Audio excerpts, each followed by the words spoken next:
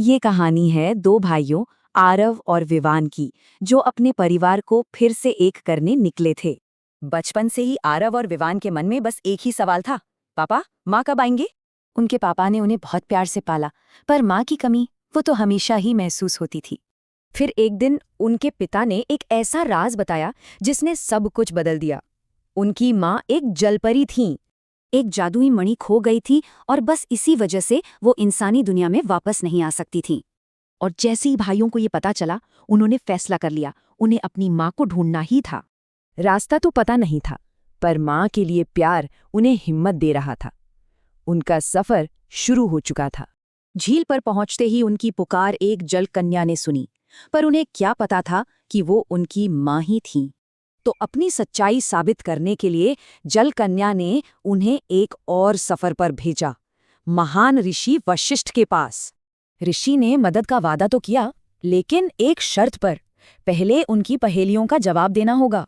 भाइयों का जवाब था अहंकार, और ये जवाब सुनकर ऋषि उनकी समझदारी से काफी खुश हुए। अब बारी थी दूसरी पहेली की। सवाल था कि इंसान की सबसे बड़ी ताकत आखिर है क्या?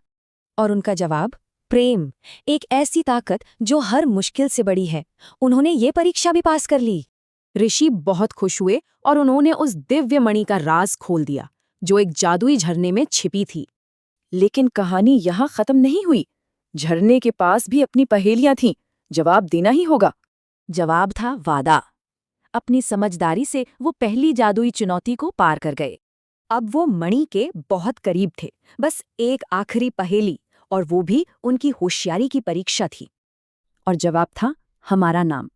इसके साथ ही उनकी हिम्मत और बुद्धिमत्ता की सारी परीक्षाएं पूरी हुईं। और आखिरकार वो दिव्य मणि उनके हाथों में थी। उनके परिवार की किस्मत अब इसी में थी। वो मणि लेकर वापस उसी झील पर पहुंचे और पूरी उम्मीद के साथ उसे पानी को सौंप दिया।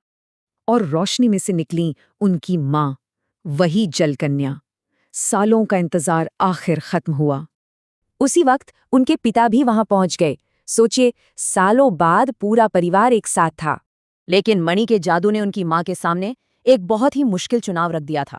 बिना एक पल सोचे उन्होंने अपने परिवार को चुना। अपनी जादुई दुनिया छोड़ने को भी वो तैयार थीं। तो आखिर में परिवार ने सीखा कि असली जादू मणि में नहीं, बल्कि प्यार और त्याग में होता है।